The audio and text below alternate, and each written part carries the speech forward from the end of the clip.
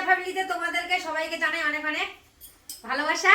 আর আজকে ছোট্ট একটা ব্লগ নিয়ে তোমাদের কাছে চলে আসলাম। খাসির ছাট রান্না করব কি করে সেটা তোমাদেরকে দেখাবো।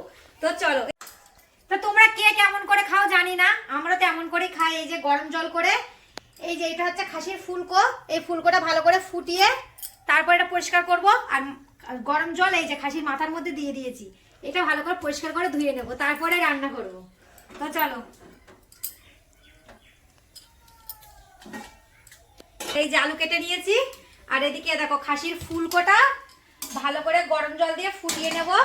আর এদিকে নিয়েছি খাসির মাথা, এটা গরম জলে ভিজিয়েছি, এটা পরিষ্কার করব। তো দেখো আমার ফুলকোটা প্রায় সিদ্ধর মুখে চলে এসেছে, কিন্তু পরিমাণে কতটা নোংরা বেরিয়েছে দেখো। অনেকেই দেখেছি যে ফুলকো আনার পরেই কাটাকুটি করে রান্না করে, কিন্তু ওরকম করে কখনো করবে না। এই দেখো এরকম করে সেদ্ধ করে নেবে, তা কতটা নোংরা বেরিয়েছে। তো এই দেখো পরিষ্কার করে ফুলকোটা ধুয়ে নিয়েছি। এই দেখো এবার এটা সুন্দর করে কেটে নেব।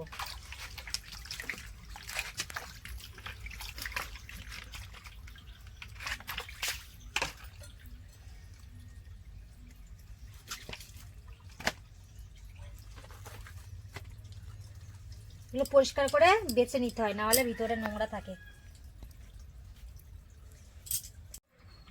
তো এই দেখো সব কাটা আস্তে আস্তে কাটছি। আর এদিকে দেখো খাসির মাথা আছে, আর এদিকে আছে ঘেনু।